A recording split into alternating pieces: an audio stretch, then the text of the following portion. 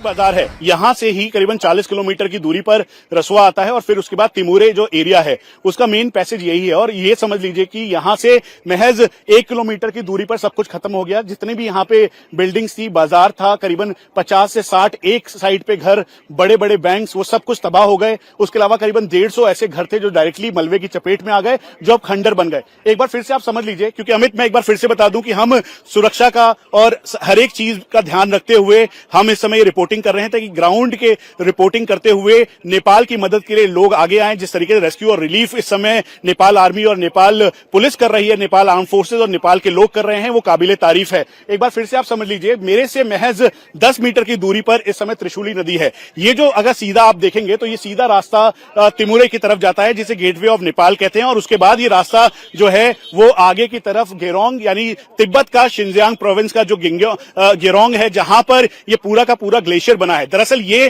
Cloud burst आप इसे कह लीजिए, तेज बारिश कहना बिल्कुल ही गलत होगा, क्योंकि ये ग्लेशियर आइस रॉक है जो कि इकट्ठा हुआ और फिर उसके बाद जब ये फ्लैश फ्लड आया तो उसका असर देखने को मिला। लेकिन अब 72 घंटे बीत जाने के बाद एक बार फिर से यहां पर वही खतरा आ रहा है और इसी खतरे को देखते हुए नेपाल पुलिस ने ये ऑफिशियल जानकारी दी है कि यहां पर पानी का स्तर बढ़ सकता है। और एक बार फिर से मैं आपको बता दूं कि पानी का स्तर बढ़ने के साथ साथ हिदायत भी दी जा रही है, इसीलिए ये जो घर हैं ये सारे के सारे घर अब खाली करवा लिए गए हैं। एक बार तस्वीरों के माध्यम से आप देखेंगे तो यहाँ पे ये जो डबल स्टोरी कॉम्प्लेक्स दिखाई दे रहा है ये खाली है। उसके अलावा ये पीछे का जो एरिया है वो खाली है। नेपाल पुलिस के जो लोग हैं वो यहाँ पर तैनात हैं और वो बार बार इस बात का ध्यान रख रहे हैं कि कोई भी गाड़ी की आवाजाही या फिर कोई भी ऐसा व्यक्ति जो नियम कानून को बिल्कुल ताक पे रखे, उसे आगे नहीं जाने देना, इस बात का ध्यान रखा जा रहा है। अब एक बार फ्लैश फ्लड से के हिसाब से आप समझ लीजिए, 30 मिनट के अंदर महज 10 मीटर के लगभग जो मलबा आया उसने पूरा जो भुटकोशी नदी है उसके साथ त्रिशूली नदी और नारायणी नदी,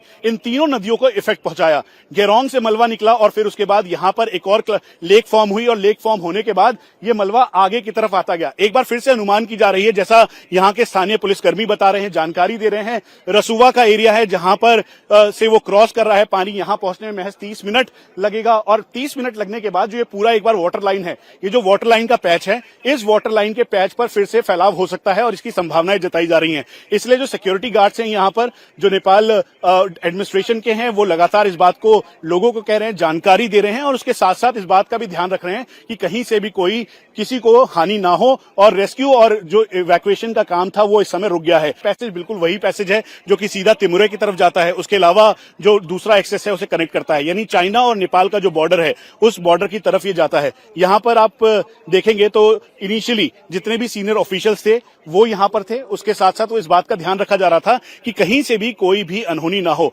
अभी जो हेलीकॉप्टर सर्विसेज है वो जरूर बंद कर दी गई है। उसके अलावा जो रेस्क्यू और रिलीफ के लिए जो काम है वो भेजना भी बंद किया गया है, क्योंकि अगले 1 घंटा यानी 30 मिनट से लेकर 1 घंटा जब रसुआ से ये क्रॉस करेगा तब से लेकर यहां तक, यानी तीनों जो नदियां हैं उन तीनों में क्या वाटर लेवल आएगा, क्या एक बार फिर से अपने उसी विकराल रूप में जो त्रिशूली नदी है या फिर भुटकोशी नदी है या नारायणी नदी है वो दिखाई देगी, इस बात का एहतियात बढ़ता जा रहा है। कुल मिलाकर 11 ऐसे रीजन हैं, 11 रीजन जो कि इस तिमुरे से यहां तक होके आते हैं। इन सभी रीजन्स पे एक बार फिर से प्रिकॉशंस लिया जा रहा है, हिदायत दी गई है कि कोई भी आगे न जाए। एक बार अनिल मिश्रा तस्वीरों के माध्यम से आपको दिखाएंगे। ऊपर की आप वो घर देखिए, जो आपने एक वीडियो देखा जिसमें ब्रिज में बहुत तेज की सैलाब आया और सैलाब आने के बाद सब कुछ अपने साथ बहा के ले गया। उस सैलाब में भी जब बहा के वो ले गया था तो उस दौरान भी ये जो घर हैं वो बिल्कुल आइसोलेट हो गए।